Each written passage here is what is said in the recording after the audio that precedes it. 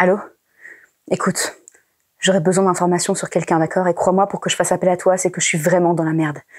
Qu'est-ce que tu pourrais me dire sur Scarlet Love? Combien ça va me coûter? Non. Non, écoute, 2 paquets de cacahuètes, c'est ma dernière offre, ok? Ça marche. J'attends ton appel. Ça va encore être n'importe quoi, cette émission.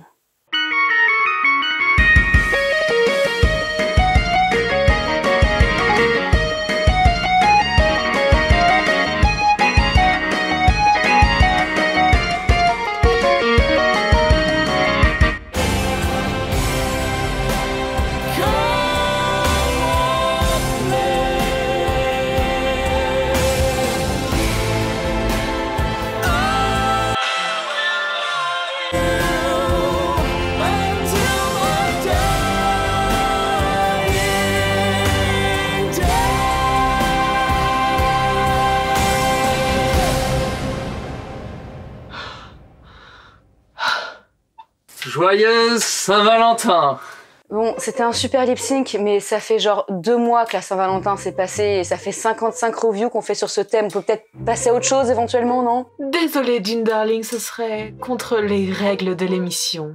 En parlant de règles, vous voulez pas qu'on revienne un peu aux critiques de films d'animation? Non, parce que quitte à faire une comédie musicale, personnellement j'aurais préféré Chicago, vous voyez? Chicago? Mais Dean, mon cupcake d'amour, où vois-tu de l'amour dans Chicago? Mais si, ça parle d'amour, il y a l'amour du spectacle, l'amour du scandale, et puis il y a même une chanson où les prisonnières elles parlent de leur amour passé, c'est beau. Qu'elles ont tué, si je me souviens bien, Dean. Non, pas la hongroise, elle a été innocente, elle s'est juste fait niquer. Parce que les histoires d'amour finissent mal, en général. Dean, mon petit chou à la crème, s'il te plaît, arrête de chanter. Maman a très mal à la tête. Excuse me?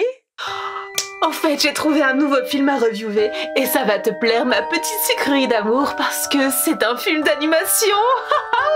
Ah bah oui, tout de même, il ne faudrait pas perdre nos abonnés. Oui, bah, vu la tournure que prend cette émission, je suis pas sûre qu'ils nous suivent encore longtemps, hein, voilà.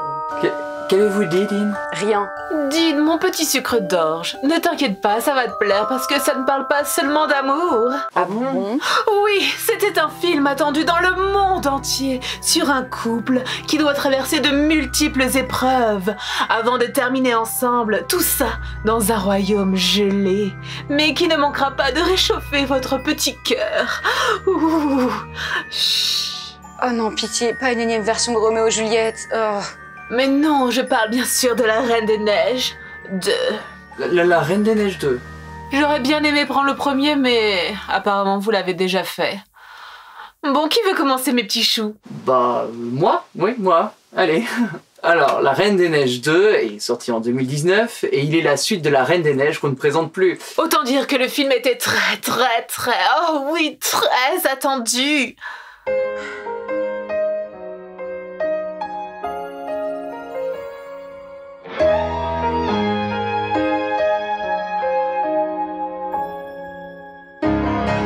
Tu t'en vas,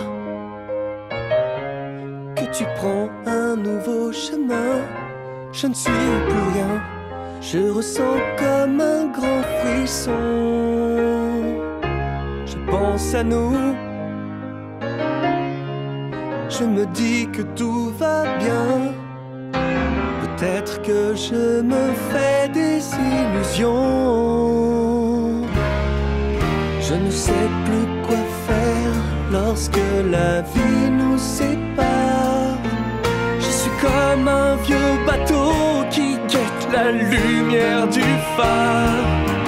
Je suis comme une boussole qui a perdu le nord et le sud, l'est et l'ouest. Quand tu pars, je savais lire dans le ciel, mais là j'ai perdu le nord et bientôt l'espoir de te revoir. J'ai perdu le nord. Autrefois, notre amour était une évidence. Le doux n'avait jamais montré tant de ferveur. Je suis là, si tu veux de moi, je suis là pour t'offrir le meilleur. Pas des fleurs, c'était toi ma vraie boussole, parce que j'ai perdu le nord. Je ne sais plus où je suis quand tu t'en vas. Oh, plus rien ne me console et j'ai perdu le nord. Est-ce qu'un jour tu reviendras? J'attendrai,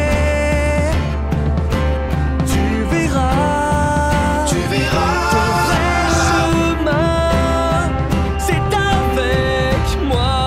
Avec moi. Mais sans toi, j'ai perdu le nord. J'ai perdu le nord. J'ai perdu le nord.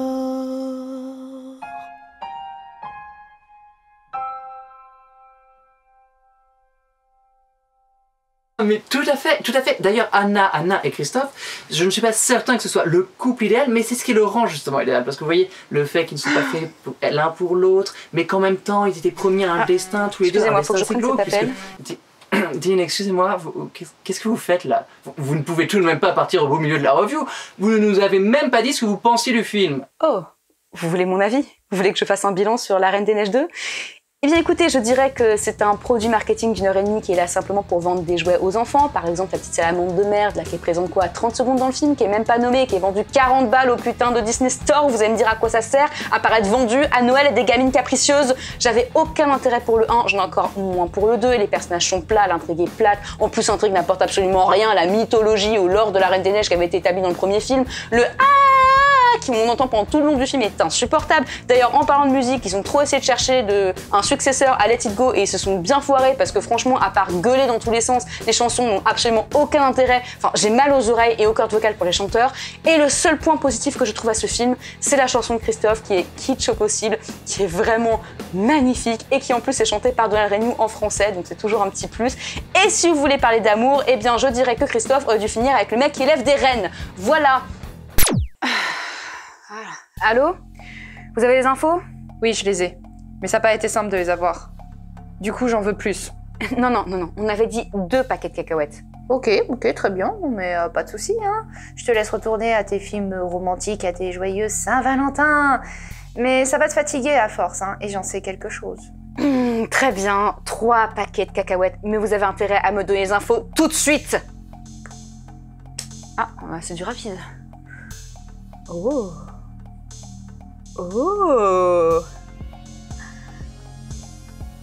Ah, c'est parfait.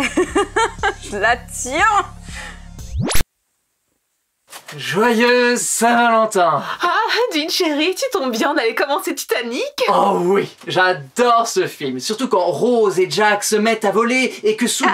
Non, je crois pas. On va revenir aux anciennes règles en fait. Aux anciennes règles? Oh, et comment comptes-tu t'y prendre, mon petit poussin? Aurais-tu oublié que je suis Scarlet Love, déesse de l'amour et reine des fruits, et que j'ai remplacé Zen? Ah oui, c'est vrai que tu es une déesse, mais pas de peau, Scarlett, car je connais la vérité.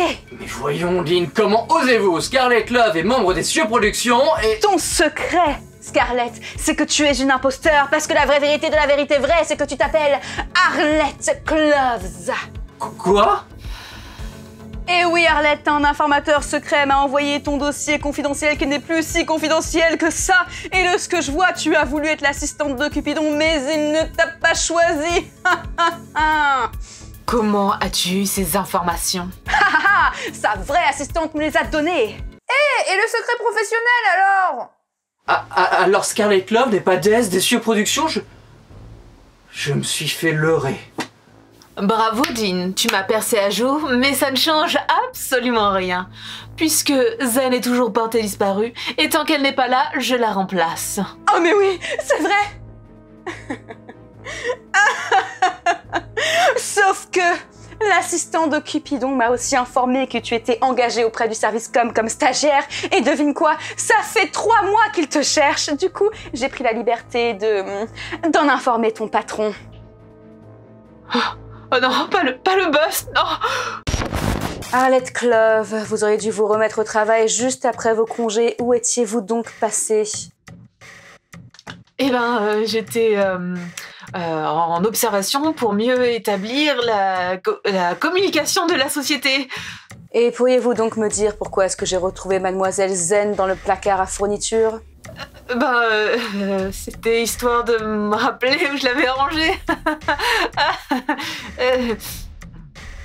Je laisse Mademoiselle Zen reprendre ses fonctions au sein du Bar Review. Quant à cet énergumène de Arlette Cloves, vous avez encore beaucoup de travail à rattraper et en punition, vous me ferez des heures supplémentaires non rémunérées.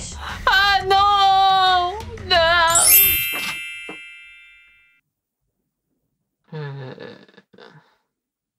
Bien, je dois vous laisser, je dois remettre de l'ordre dans le placard à fourniture. Votre collègue s'est amusé à faire des gribouillages absolument partout. Au revoir. Attends, Zen, tu veux dire que depuis tout ce temps, depuis 3 mois, que je te cherche, tu étais juste enfermée dans un placard? Ok, tu sais le nombre de paquets de cacahuètes que j'ai dépensé pour toi? Ah, tout de même, je n'arrive pas à croire que je me suis fait avoir. Elle était si convaincante en déesse de l'amour. J-Bitch, il va falloir que tu arrêtes de penser que tous les premiers connards qui se pointent devant toi sont des dieux qui viennent des surproductions parce que je te jure que ça va devenir dangereux. Et toi, Zen, j'espère que tu as retenu la leçon. Oui, dorénavant, je n'accepterai plus aucune invitation des gâchepis. Alléluia! Enfin, sauf si c'est lui qui vient me le demander en personne. Et joyeuse Pâques, joyeuse Pâques, voilà, les lapins, le printemps, les fleurs, toutes ces conneries, le chocolat, là, ouais, le chocolat, c'est bien, ça te rend plus heureux le chocolat, j'ai besoin de chocolat. Vous savez quoi, je crois que j'ai besoin de vacances aussi, peut-être, oui, le week-end de Pâques, c'est pas mal ça, le week-end de Pâques, je pense que je vais m'en refaire auprès des surproductions pour prendre des petits jours de congé, hein, c'est pas mal ça, allez, bye.